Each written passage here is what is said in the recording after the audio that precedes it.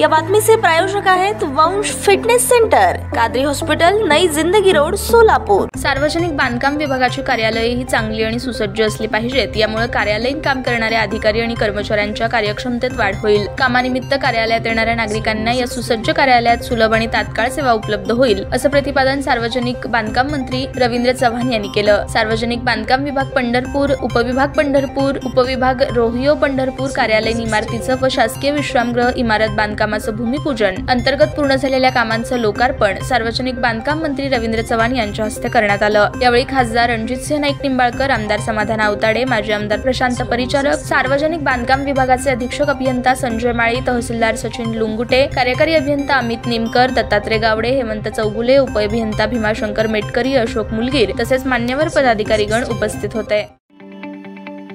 ताज्या बातम्या पाहण्यासाठी प्राईम महाराष्ट्र न्यूज चॅनलला सबस्क्राईब करा।